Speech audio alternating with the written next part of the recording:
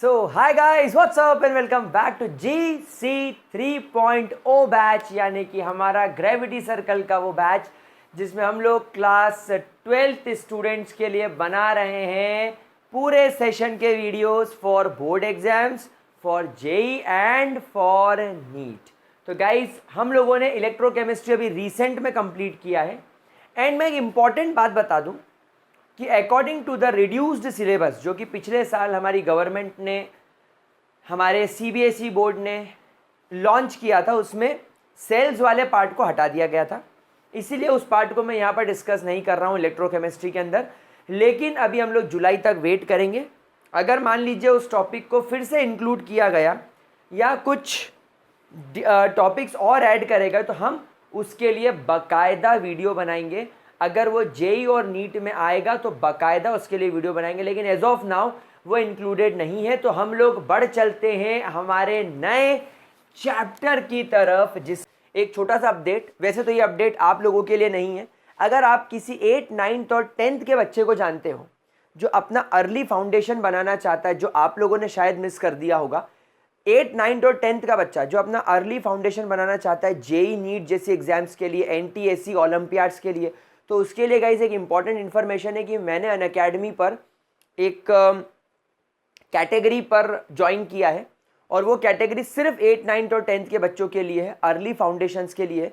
उसकी complete information मैंने नीचे डिस्क्रिप्शन बॉक्स में दे रखी है। उन डिज़ायरेबल बच्चों के साथ, उन नीडी बच्चों के साथ जिनको उस चीज़ की नीड है, ज़रूर शेयर कीजिएगा। इसका नाम है केमिकल काइनेटिक्स।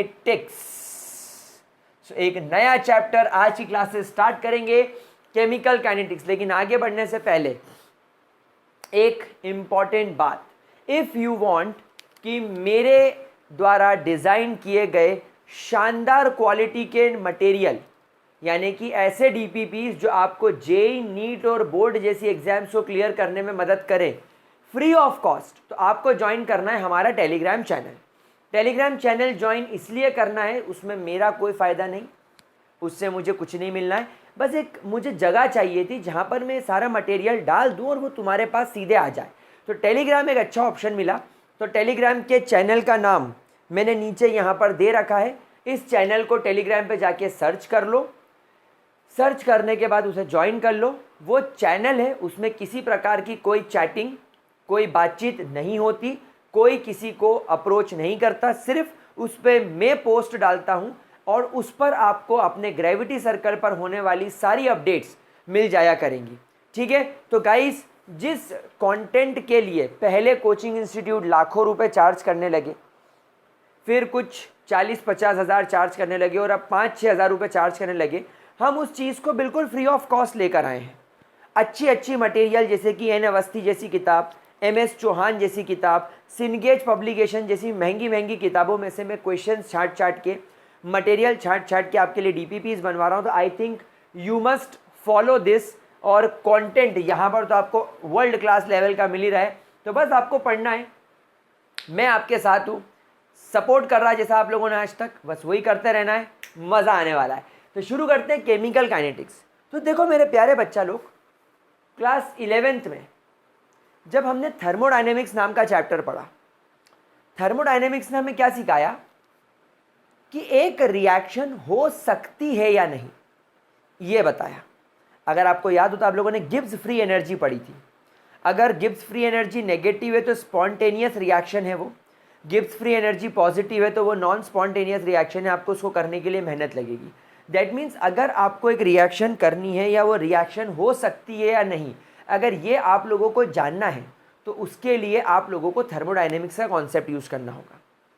अगला चैप्टर हमने पढ़ा इक्विलिब्रियम।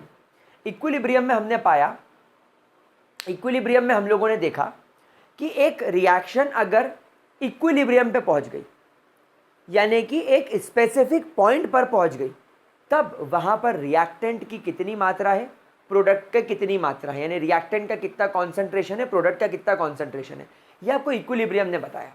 लेकिन अभी तक हमने ये केमिकल रिएक्शंस के बारे में नहीं पढ़ा कि अगर मैं कोई केमिकल रिएक्शन कर रहा हूँ, जैसे कि अगर मान लीजिए मैं कोरोजन की बात कर रहा हूँ, तो कोरोजन को होने में कितना समय लग रहा है, या इतना लंबा समय लग रहा है, या इतना लंबा टाइम पीरियड क्यों लग रहा है। वहीं पर अगर मैं एसिड को बेस में मिलाता हूं तो चुटकियों में रिएक्शन हो जाती है। मतलब कि किसी भी केमिकल रिएक्शन के रेट को अभी तक कोई ऐसा चैप्टर नहीं पढ़ाया गया जो बता सके, और इसीलिए आया केमिकल काइनेटिक्स। तो बेटा बेसिकली केमिकल काइनेटिक्स क्या है, तो आप केमिकल काइनेटिक्स को डिफाइन करेंगे that chemical kinetics is the branch of chemistry. Chemical kinetics is the branch of chemistry that deals with the speed or the rate of a chemical reaction। आपकी chemical reaction के rate के बारे में या chemical reaction की speed के बारे में ये चैप्टर आपको बताएगा। जैसे कि फॉर एग्जांपल कुछ रिएक्शंस होने में बड़ी स्लो होती है, जैसे कि आपका corrosion is basically a very slow process. लेकिन अगर मैं कोई फास्ट रिएक्शन की बात करूं तो फास्ट रिएक्शन में अगर आप न्यूट्रलाइजेशन रिएक्शन के बारे में बात करें तो न्यूट्रलाइजेशन रिएक्शन बड़ी फास्ट होती है, काम शुरू सिर्फ 6 सेकेंड में। इनो, तुम्हारे पेट में एसिड है, इनो में बेस है, पिया 6 सेकेंड में न्यूट्रलाइजेशन हो गया। तो ये बड़ी फास्ट रिएक्शन है। इसमें कई दिन, कई महीने, कई हफ्ते लग जाते हैं, कभी कभी तो सालों लग जाते हैं, लेकिन इसमें चुटकी बजाते रिएक्शन हो जाती है। तो अलग अलग टाइप की केमिकल रिएक्शन होती है। तो उनकी स्पीड के बारे में जो आपको चैप्टर जानकारी देगा वो कौन सा है, केमिकल काइनेटिक्स। क्या ये चीज़ क्लियर हो गई मेरे प्यारे बच्चा लोग? कोई दिक्कत, कोई परेशानी? तो चलिए इस चैप्टर के बारे में हम लोग पढ़ाई करना शुरू करते हैं, और सबसे पहले जल्दी से हम उस टॉपिक पर आ जाते हैं जिसकी हमें डिटेल में स्टडी करनी है आज की क्लास में, that is the rate of a reaction. तो आप सभी लोग नई हेडिंग डालेंगे, rate of a reaction. Heading डालेंगे rate of a reaction, rate of a reaction. Now guys, rate of a reaction मतलब क्या?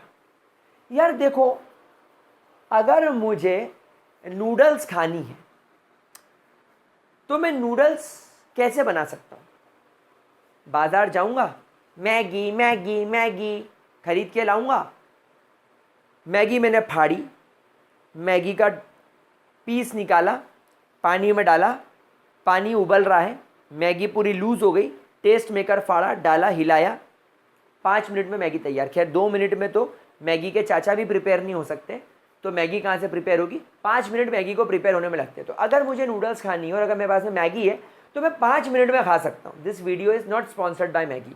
5 मिनट में मैगी तैयार है, 6 मिनट में, काम बढ़िया। लेकिन अगर मान लीजिए मुझे रेस्टोरेंट स्टाइल सेजवान नूडल्स खानी है तो मैं क्या करूँगा? पहले तो मैं प्याज, पत्ता गोभी, कैप्सिकम में लाल, पीला और हरा कैप्सिकम, फिर उसके बाद स्प्रिंग अनियन, फिर उसके बाद थोड़ी सी कैरेट, ये सब ग्रेट बढ़िया लंबी लंबी काटूंगा। अदरक काटूंगा, लहसुन काटूंगा, तेल गरम करा, अदरक डाली, लहसुन डाली, सब्जियां डाली, स्टर करा, नूडल्स उबाली, नूडल्स डाली, फिर नमक डाला, अजीनोमोटो डाला, विनेगर डाला, थोड़े से मसाले डाले, गरम मसाला, फिर सोया सॉस डाला, टमाटो सॉस डाला, शेजवान सॉस डाला, red chilli sauce, green chilli sauce, थोड़ा सा विनेगर, ये सब डाल के टॉस करा, स्टर करा, नूडल्स शानदार सेजवान टाइप की तैयार। बनने का टाइम आधे घंटे से भी ज़्यादा। दोनों नूडल्स है, लेकिन दोनों नूडल्स को बनने में टाइम अलग अलग लगा। एक 5 मिनट में बन गई तो एक आधे घंटे में बन गई। तो that is rate of a reaction. किसी चीज़ को बनने में अगर टाइम लगे तो that is rate of a reaction. तो अब हम लोग यहाँ पर इसे केमिकल रिएक्शन की तरफ समझते हैं। भाई चलो सर, शेफ़ मत बनाओ, बावर्ची नहीं बनना है, हमको केमिस्ट बनना है। और वो वाला केमिस्ट भी नहीं जो कोटा फैक्ट्री में जीतू भैया बोले थे कि यार चौराहे पे मिलते हैं। ऐसा नहीं है, ऐसे तो हर फिजिसिस्ट भी पंचर की दुकान पे मिलते हैं, लेकिन बड़ा केमिस्ट कभी कभी आपको यूट्यूब पे पढ़ाते हुए मिलते हैं मृत्युंजय सर की तरह। हाँ, proud to be a chemist. ठीक है, तो अगर अपन बात करें कि मान लीजिए आपके पास में एक रिएक्टेंट है जिसका नाम मैंने रखा आर। रिएक्टेंट से बन रहा है मेरे लाडले बच्चों प्रोडक्ट जिसका नाम मैंने रखा पी। अब गाइस इमेजिन करो, जब टाइम शुरुआत हुई, जब 0 मिनट थे, आप सब लोग जानते हैं कि जब शुरुआत हुई होगी तो यहाँ पर 100% रिएक्टेंट था और प्रोडक्ट 0 था।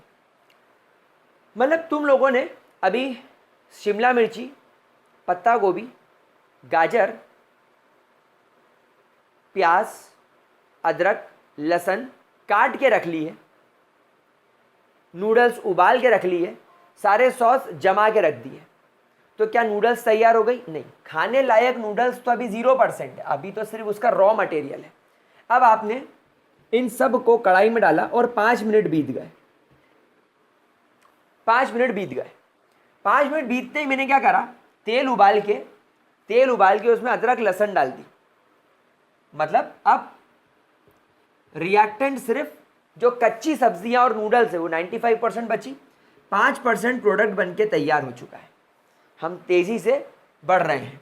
10 मिनट बाद आपने देखा कि मैंने सारी सब्जियां, नूडल्स वगैरह सब सॉस मिला दिया है, 50% रिएक्टेंट बचा है और प्रोडक्ट 50% बन के तैयार है। मतलब थोड़ा थोड़ा एडिबल होता जा रहा है, थोड़ा थोड़ा खाने लायक होता जा रहा है। और फाइनली लेट्स इमेजिन, ये सब हाइपोथेटिकल एग्जाम्पल है, मैं मन से बता रहा हूं, ऐसा कोई लॉजिक मत समझना कि सर इसका लॉजिक बताओ। अब रिएक्टेंट कुछ भी नहीं बचा, मतलब कच्ची सब्जी, कच्चे सॉस, कच्चा अदरक लहसुन, कच्ची नूडल्स, कुछ भी नहीं बची, सब कुछ मिक्स होके पक के 100% तैयार हो गया। यानी 20 मिनट के अंदर आपकी केमिकल रिएक्शन कंप्लीट हो गई। तो बेसिकली इस चीज से मुझे क्या समझ में आया? इस चीज से मुझे एक बात समझ में आया, that as time went the concentration of reactant decreases, and the concentration of product increases। यानी जैसे जैसे समय आगे बढ़ेगा, जैसे जैसे टाइम आगे बढ़ता जाएगा, आप देखते जाएंगे कि रिएक्टेंट की मात्रा घटती जा रही है और प्रोडक्ट की मात्रा बढ़ती जा रही है। क्या बात समझ में आ रही है मेरा बच्चा लोग? क्या ये एग्जाम्पल से आपको पॉइंट क्लियर हो गया? क्या इसके अंदर किसी भी तरीके का कोई भी परेशानी? तो अब आप लोग इस एग्जाम्पल से, ये एग्जाम्पल है, अब इस एग्जाम्पल से जो मैं आपको ग्राफ बनवा रहा हूँ, वो ग्राफ आपको बढ़िया तरीके से, एकदम शानदार तरीके से क्लियर हो जाएगा। तो चलिए एक ग्राफ प्लॉट करेंगे। कॉन्सेंट्रेशन को हम एक एक्सिस पर लेंगे, कॉन्सेंट्रेशन को हम एक एक्सिस पर लेंगे और टाइम को हम दूसरे एक्सिस पर लेंगे। तो यहां पर मैं लेकर चल रहा हूं टाइम और यहां पर मैं लेकर चल रहा हूं कॉन्सेंट्रेशन। ठीक है, यहां पर टाइम लेट से ये टाइम t1 है, लेट से ये टाइम t2 है, लेट से ये टाइम t3 है, लेट से ये टाइम t4 है। मतलब समय आगे बढ़ता जा रहा है। t1 की वैल्यू छोटी होगी, उससे बड़ा t2, उससे बड़ा t3, उससे t4। यानी मान लो ये 10 सेकेंड है, ये 20 सेकेंड है, ये 30 सेकेंड है, ये 40 सेकेंड है। यहाँ पर ये रिएक्टेंट की एक्सेस होगी, यहाँ ऊपर रिएक्टेंट होगा, यहाँ पर टाइम होगा। अब जैसे जैसे आप इस कर्व को फॉर रिएक्टेंट प्लॉट कर रहे हो, आप इस कर्व को किसके लिए प्लॉट कर रहे हो? रिएक्टेंट्स के लिए। तो जब टाइम ज़ीरो था, जब टाइम ज़ीरो था तब आपने देखा रिएक्टेंट की मात्रा मैक्सिमम थी, ये रिएक्टेंट की मात्रा मैक्सिमम थी, ये आपका रिएक्टेंट का इनिशियल कॉन्सेंट्रेशन था जो कि मैक्सिमम था। लेकिन जैसे जैसे टाइम आगे बढ़ता चला गया, आपने देखा रिएक्टेंट की मात्रा कम होती गई, कम होती गई और एक टाइम पीरियड के बाद आके वो कांस्टेंट हो गई। हमेशा ध्यान रखना, ये मात्रा एक टाइम के बाद आके थोड़ी सी आपको कांस्टेंट होती हुई दिखाई देगी, थोड़ी सी आपको कांस्टेंट होती हुई दिखाई देगी। तो ये आपको एक कर्व मिला। अब इस कर्व से मुझे क्या इंफॉर्मेशन मिली देखिए। मान लीजिए at time t1, at time t1 मैं बोलूंगा रिएक्टेंट का कॉन्सेंट्रेशन था R1। तो यहां पर मैंने लिखा एट टाइम t1 रिएक्टेंट की मात्रा थी R1। मैंने बोला एट टाइम t2 रिएक्टेंट की मात्रा हो गई R2। तो मैंने लिखा एट टाइम t2 रिएक्टेंट की मात्रा हो गई R2। ये मेरा फाइनल है और ये मेरा इनिशियल है। अभी मैं एक काम करता हूँ, इसको इनिशियल को यहाँ से हटा देता हूँ और मैं राइट नाउ इनिशियल इसको मानता हूँ R1। जब टाइम t1 था तो मैं इसे इनिशियल कॉन्सेंट्रेशन मानता हूँ और मैं इसे फाइनल कॉन्सेंट्रेशन मानता हूँ। Final concentration. क्या ये चीज क्लियर हो गई मेरा बच्चा लोग? So what is the difference in the reactant? तो मैं लिखूंगा delta R. What is delta R? Delta R का मतलब होता है, what do you mean by delta R? Delta R is the difference between the final concentration of the reactant and the initial concentration of the reactant। मतलब initial concentration और final concentration। तो ये तुम्हारा final concentration और ये तुम्हारा initial concentration divided by delta t। what is delta t? that is difference in time, यानी कि final time minus initial time। तो इस तरीके से आप लोग rate of a chemical reaction निकाल सकते हैं, rate of a chemical reaction निकाल सकते हैं। नाउ गाइज यहाँ पर आप सभी एक बात जानते हैं कि R2 की वैल्यू आप देखो ग्राफ में खुद देखो छोटी है, R1 की वैल्यू बड़ी है, तो आप लोग सब जानते हैं that R1 is greater then R2। अच्छा टाइम में कोई लफड़ा नहीं है, टाइम में T2 की वैल्यू बड़ी है, ये 20 सेकेंड मान लो, तो ये 10 ही सेकेंड है, तो 20 में से 10 गए तो वैल्यू पॉजिटिव मिलेगी। लेकिन यहाँ पर क्या होगा, यहाँ पर आप छोटे में से बड़े को सब्ट्रैक्ट कर रहे हो, सो देयरफॉर आपको delta R by delta T की जो वैल्यू मिलेगी वो हमेशा क्या मिलेगी, नेगेटिव। तो आप यहां पर लिखेंगे we will always get a negative value of delta R by delta T. अब आपके मन में सवाल आएगा सर ऐसा क्यों हो रहा है? क्योंकि बेटा आप इस स्लोप को भी देखो ना, ये स्लोप कहाँ जा रहा है, ये स्लोप नीचे की तरफ जा रहा है, तो basically the slope is a negative slope. Now in सब के पीछे लॉजिक क्या है? इन सब के पीछे बस रीजन ये है कि जैसे जैसे टाइम आगे बढ़ रहा है रिएक्टेंट की मात्रा, रिएक्टेंट का कॉन्सेंट्रेशन कम होता जा रहा है। तो नेगेटिव साइन इस बात को बताता है that there is a decrease in the concentration of reactant. तो स्टार बनाकर आप लोग पॉइंट लिखेंगे that as time passes, the concentration of reactant decreases, the concentration of reactant decreases, and hence it is denoted by a negative sign, इसीलिए आपको हमेशा ये value minus में ही नजर आएगी।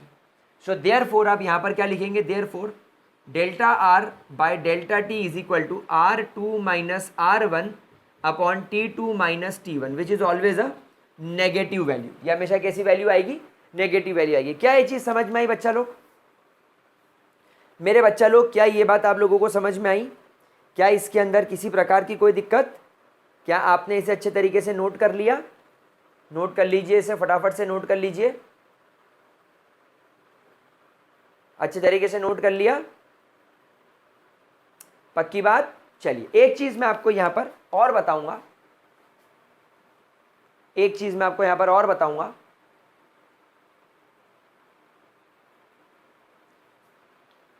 ये जो हम लोगों ने लिखा है that is average rate of a reaction. इसको आप कैसे लिखेंगे?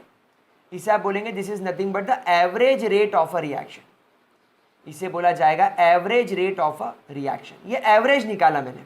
Delta R by delta T actually है क्या? What is delta R by delta T? ये एवरेज निकाला। कैसे निकाला? जब इतने से इतना टाइम हुआ तो रिएक्टेंट इतने से इतना हो गया, यानी this is nothing but the change in the concentration of reactant with change in time. इसको आप कैसा लिख सकते हैं? Change in the concentration of reactant in a specific time.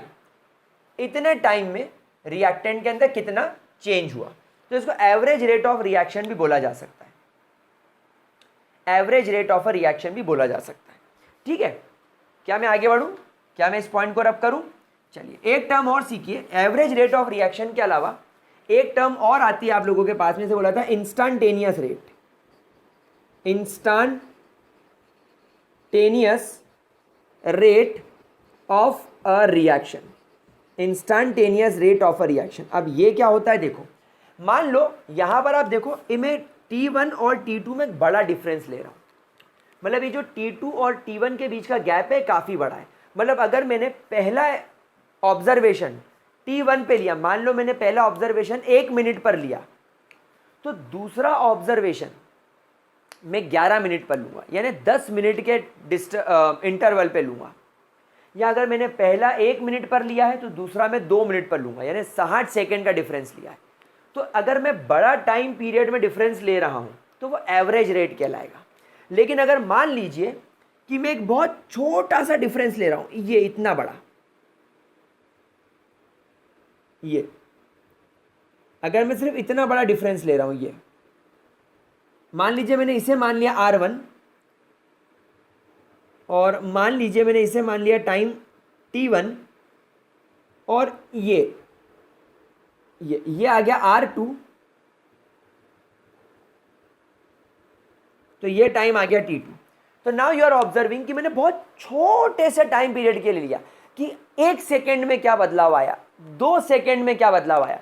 यानी मैं अब यहाँ पर मेरी इस केमिकल रिएक्शन में रिएक्टेंट हर सेकेंड कितना डिक्रीज हो रहा है या हर 2 सेकेंड में कितना डिक्रीज हो रहा है, यानी छोटे छोटे टाइम पीरियड का मैं नज़र रख रहा हूँ, छोटी छोटी चीज़ों का हिसाब रख रहा हूँ, पाई का हिसाब रख रहा हूँ, तो उसे बोलूँगा instantaneous rate of a reaction. तो यहाँ पर मैं अगर ऐसा लिखूँ R2 minus R1 upon T2 minus T1, तो मैं इसे डिनोट करूँगा माइनस dr अपॉन dt। तो यहाँ पर आपने फॉर्मूला में बदलाव देखा, यहाँ पर मैंने डेल्टा लगाया हुआ है। डेल्टा का मतलब होता है कि फाइनल और इनिशियल रिएक्टेंट में एक अच्छा खासा डिफरेंस है, T2 और T1 में एक अच्छा बड़ा डिफरेंस है। लेकिन जब मैं dr और dt लिखता हूँ, that means it is a very small change, there is a very small change, very small, I would say very small change. एक काफ़ी ज़्यादा छोटा चेंज आपको यहाँ पर देखने को मिलता है, minus dr by dt, that is called as instantaneous rate of a reaction. Instantaneous rate, इसे आप क्या बोलेंगे, दिस इज इंस्टेंटेनियस रेट। तो क्या ये दोनों फॉर्मूले क्लियर हैं? क्या ये दोनों फॉर्मूले मेरे प्यारे बच्चों को क्लियर है? आगे बढ़े। अच्छा, दोनों की वैल्यू आपको नेगेटिव क्यों मिल रही है? ये और ये दोनों वैल्यू नेगेटिव क्यों मिल रही है? क्योंकि इन दोनों ही केसेस में आपका R2 R1 से छोटा है, यानी आपकी फाइनल वैल्यू स्मॉल है और आपकी इनिशियल वैल्यू लार्ज है। आप इस ग्राफ में भी देख सकते हैं, ये देखो, फाइनल वैल्यू छोटी है और इनिशियल वैल्यू बड़ी है। तो बड़ी में से छोटी चीज़ जाएगी तो पॉजिटिव मिलेगा, लेकिन अगर छोटी में से बड़ी चीज़ निकाल दी तो वैल्यू माइनस हो जाती है। इतना हम लोगों को पता है। आगे बढ़े, ग्रेट। अब हम लोग यही का यही प्रोसेस प्रोडक्ट के लिए देखते हैं। अब हम यही का यही ग्राफ प्रोडक्ट के लिए बनाते हैं कि मान लीजिए अब आपके पास में एक graph again reactant versus concentration पे पड़ रहा है, सॉरी टाइम वर्सेस कॉन्सेंट्रेशन पर अगर ये ग्राफ पड़ रहा है, तो अब अपन इसे कैसे देखेंगे? देखिए, अगेन यहाँ पर आप जैसे जैसे आगे बढ़ोगे टाइम बढ़ता चलेगा और यहाँ आप ऊपर से नीचे आते जाओगे तो प्रोडक्ट का कॉन्सेंट्रेशन कम होता रहेगा। जब टाइम ज़ीरो था तो आपके प्रोडक्ट की मात्रा भी ज़ीरो थी, क्योंकि हम लोग ये जो कर्व बना रहे हैं किसके लिए बना रहे हैं?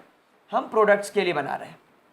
अब जब रिएक्शन की शुरुआत हुई, यानी जब टाइम ज़ीरो था, तो रिएक्टेंट की मात्रा तो मैक्सिमम थी, लेकिन प्रोडक्ट की मात्रा ज़ीरो होगी, क्योंकि रिएक्शन के शुरुआत में प्रोडक्ट थोड़ी बनता है, तो मात्रा ज़ीरो थी। लेकिन जैसे जैसे आप आगे बढ़े, प्रोडक्ट की मात्रा बढ़ती गई और एक टाइम पीरियड पर आने के बाद ये कांस्टेंट हो गई। मतलब क्या होता है, ऐसा नहीं है कि तुम टाइम बढ़ाते जाओगे तो प्रोडक्ट बनता जाएगा, भाई उसका भी एक सैचुरेशन पॉइंट आएगा। याद करो क्लास 11th में इक्विलिब्रियम पे मैंने क्या पढ़ाया था कि कोई भी रिएक्शन 100% कभी कंप्लीट नहीं होती, वो एक टाइम पीरियड पर आकर रुकी जाती है।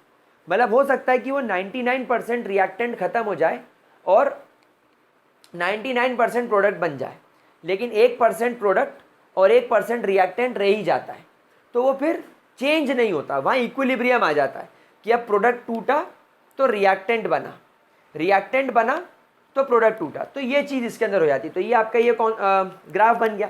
अब आप इस ग्राफ में खुद चेक करो कि मान लो मैं यहाँ से लेता हूँ, मैं इसे टाइम T1 मान लेता हूँ, ये मैंने से माना टाइम t1। तो यहाँ पर मेरा रिएक्टेंट का कॉन्सेंट्रेशन था R1 एट टाइम t1, और अब मान लीजिए मैंने इसे मान लिया t2, ये इसे मैंने मान लिया t2। तो यहाँ पर आपके रिएक्टेंट का कॉन्सेंट्रेशन हो गया R2। अब यहाँ पर भी आप यही लिखेंगे कि जो आपका इनिशियली जब आपका टाइम t1 था तो रिएक्टेंट R1 है, एंड फाइनली जब आपका टाइम t2 हो गया आपका रिएक्टेंट का कॉन्सेंट्रेशन हो गया R2। सो देयरफॉर यहां पर आप क्या बोलेंगे, आप यहां पर लिखेंगे final minus initial divided by final time minus initial time. लेकिन यहां पर आप लोगों ने देखा कि यहां पर आपके फाइनल R2 की वैल्यू ज़्यादा है और R1 की। एक काम कीजिए, टू अवॉइड कन्फ्यूजन आप इसे P1 मानिए और आप इसे P2 मानिए, ताकि अपन इसे प्रोडक्ट मान के चले। तो initial concentration P1, final concentration P2। आपने यहाँ पर लिखा P2 माइनस P1, तो यहाँ पर आपके लिखेंगे that now P2 is greater than P1। Graph ही बोल रहा है भाई T2 तो T1 से बड़ा है ही, T2 यहाँ पर है तो ये तो बड़ा है ही T1 से, लेकिन यहाँ P2 भी P1 से बड़ा हो गया। तो जब बड़े में से छोटा जाएगा तो आपको वैल्यू हमेशा क्या मिलेगी, पॉजिटिव। तो यहाँ पर आपको मिलेगा positive delta P upon delta T। You will always get a positive value. तो यहाँ पर आपका स्लोप भी कैसा दिख रहा है, आप देखो आपका स्लोप भी नीचे से ऊपर की ओर जा रहा है, तो स्लोप भी कैसा है, पॉजिटिव स्लोप मिल रहा है मुझे। तो वैल्यू क्या हो गई, पॉजिटिव। तो यहाँ पर आप क्या लिखेंगे, positive delta P upon delta T value shows that with time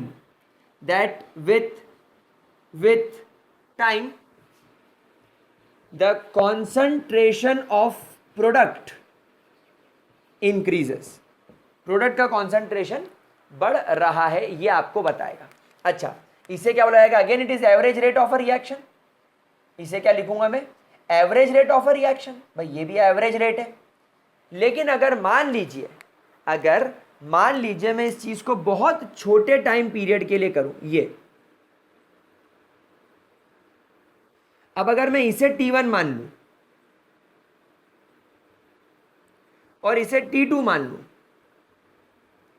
तो ये P1 हो जाएगा और ये P2 हो जाएगा। मतलब बहुत छोटे टाइम पीरियड के लिए ले लिया मैंने। तो यहां पर क्या हो जाएगा, P2 minus P1 upon T2 minus T1। तो यहां पर क्या हो जाएगा, प्लस dP अपॉन dt।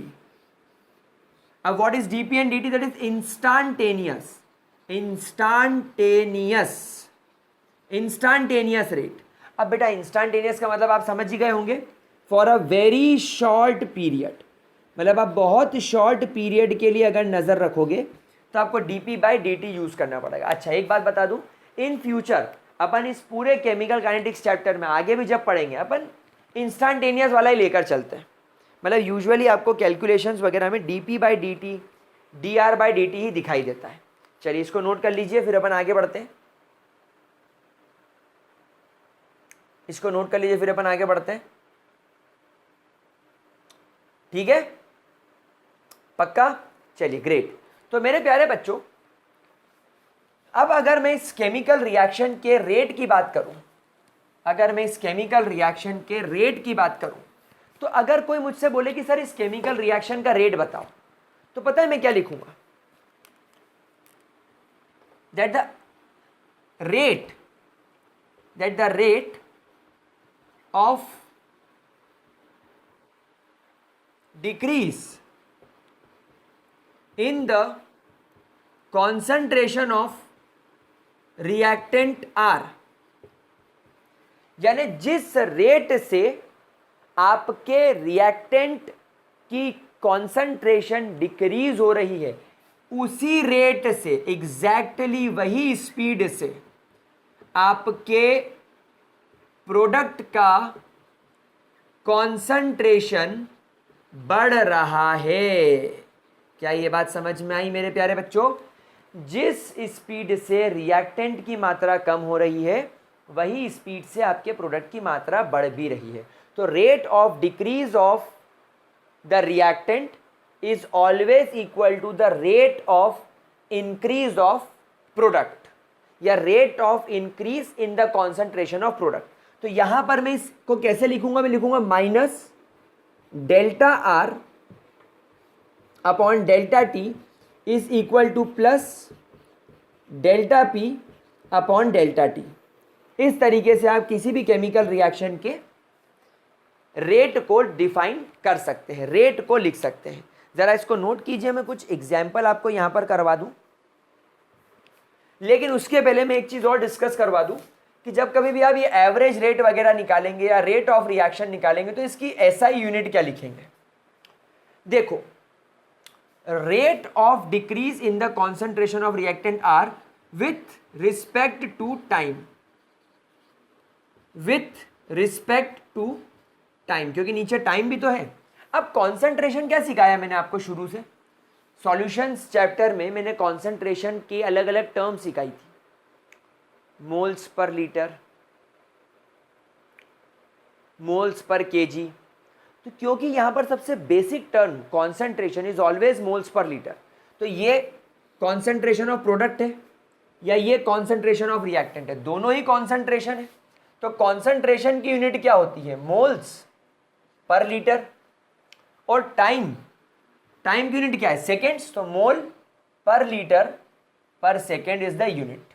आपके average rate of chemical reaction की या instantaneous rate of chemical reaction की जो यूनिट है मेरे प्यारे बच्चों, ये हमेशा मोल्स पर लीटर पर सेकेंड इस्तेमाल करी जाएगी। क्या ये चीज क्लियर हो गई, पक्की बात। चलिए अब मैं आपको रेट ऑफ रिएक्शन को या एवरेज रेट ऑफ रिएक्शन को या इंस्टेंटेनियस, अच्छा अगर आपको इसी रिएक्शन का ये तो आपने एवरेज रेट लिखा, ये एवरेज रेट है, अगर आपको इंस्टेंटेनियस रेट लिखना हो तो, अगर आपसे कभी इंस्टेंटेनियस रेट पूछ लिया जाए तो आप क्या लिखेंगे, आप लिखेंगे minus D R by D T is equal to plus D P by D T. ठीक है, क्लियर क्लियर। चलिए अब मैं आपको एक जनरल रिएक्शन लिखवाता हूं और उस जनरल रिएक्शन में मैं मोल्स भी कंसीडर करूंगा, यानी कि ऐसा भी कभी कभी होता है कि रिएक्शन में मोल्स हो। तो मान लीजिए आपके पास में एक रिएक्शन है जिसमें n moles of A react कर रहा है m मोल्स ऑफ B के साथ, ताकि P मोल्स ऑफ C और Q मोल्स ऑफ D बन सके। ये केमिकल रिएक्शन चल रही है। अब अगर आपको बोल दिया कि इस केमिकल रिएक्शन का एवरेज रेट आप बताओ, तो मैं बोलूंगा, हमेशा ध्यान रखूंगा कि जो स्टोइशियोमेट्रिक कोएफिशिएंट्स हैं, यानी ये जो आपके मोल्स की वैल्यू है, इन वैल्यू को मैं हमेशा डिनोमिनेटर में यानी कि 1 बाय करके ले जाऊंगा। तो कैसे लिखूंगा, देखिए मैं यहां लिखूंगा माइनस, क्योंकि ये रिएक्टेंट है तो माइनस लगाना जरूरी है। माइनस इस बात का सबूत है कि रिएक्टेंट की मात्रा समय के साथ कम हो रही है। सो माइनस 1 बाय एन, यानी मैंने मोल्स को क्या कर दिया, डिवीजन में ले गया, minus 1 by N del A upon del T is equal to, यानी इतनी रेट से, इस रेट से ए की मात्रा घट रही है। ये क्या होगा, this is the rate with which the concentration of A decreases with respect to time, यानी इस इतने समय में इतनी मात्रा ए की डिक्रीज हो रही है। ये पूरा तुम्हारा रेट हो गया।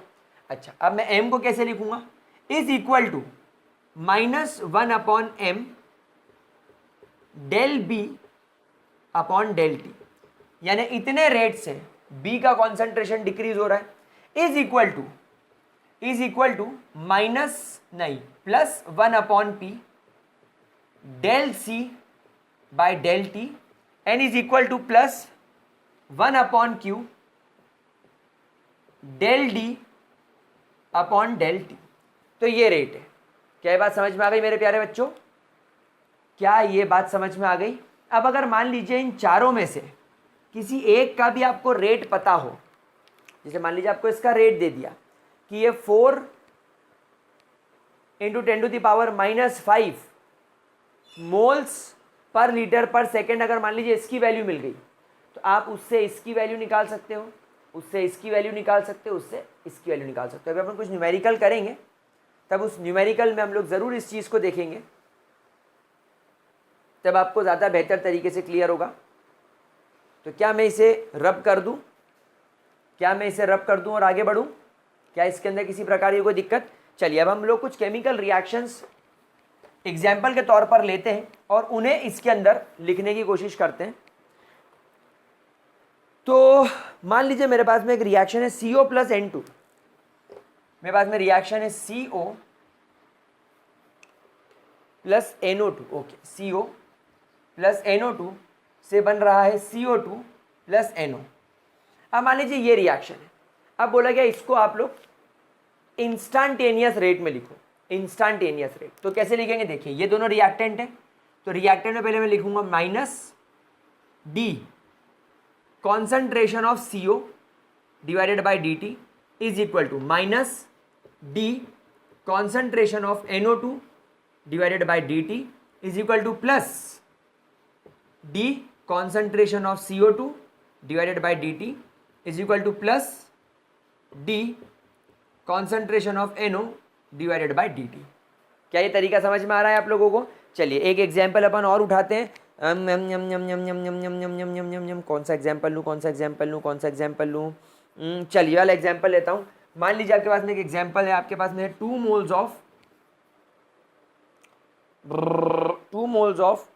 NO, 2 moles of NO react कर रहा है O2 के साथ ताकि 2 मोल्स ऑफ NO2 बन सके। ठीक है, अब आपको इसको रिप्रेजेंट करना है, तो कैसे करेंगे भाई? ये रिएक्टेंट है, इसको इंस्टेंटेनियस में लिखो। जैसे अपन ने इसको इंस्टेंटेनियस में लिखा, आप समझ गए ना अभी तक? अगर एवरेज में लिखना होगा तो डेल्टा का साइन लगाना है। एवरेज मतलब बड़ा डिफरेंस, इंस्टेंटेनियस में छोटा डिफरेंस D।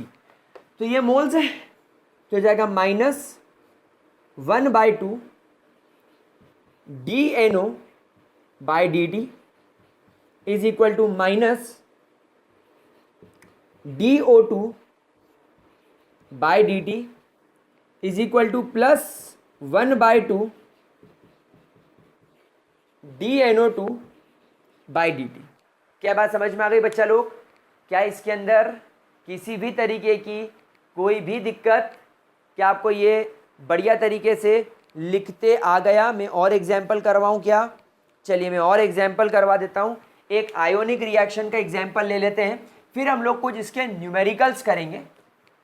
देखो अभी तो लिखना आया है, अब मान लो कि सर आप ये जो वैल्यू लिख रहे हो dNO2 बाई dt, इसकी वैल्यू अगर आ जाएगी तो क्वेश्चन कैसे सॉल्व होगा? वो भी तो मन में सवाल आएगा, तो वो भी करेंगे। तो सबसे पहले अपन एक इक्वेशन और ले लेते हैं जिसका आपको मैं एग्जाम्पल करता हूँ। 5 moles of Br negative plus BrO3 negative, इससे बन रहा है, नहीं अभी तो 6 मोल्स ऑफ H पॉजिटिव इससे रिएक्ट कर रहा है। फिर प्रोडक्ट में बन रहा है 3 मोल्स ऑफ Br2। ठीक है, हाँ सही बात है, 3 मोल्स ऑफ Br2 बनना भी चाहिए, और शायद पानी बन रहा होगा। हाँ सही बात है, 3 मोल्स ऑफ पानी बन रहा है। अब इस रिएक्शन को आप इंस्टेंटेनियस में कैसे लिखोगे? इंस्टेंटेनियस में लिखने का बोल रहा है, तो लिखूंगा मैं -1/5। क्या मैंने सही लिखा? हाँ सर मोल्स है, ये 5 मोल्स है, -1/5 D Br negative upon dt is equal to minus, अब क्योंकि यहाँ पर नंबर ऑफ मोल्स 1 है तो उसको लिखने की ज़रूरत नहीं है, -BrO3 negative upon dt is equal to -1/6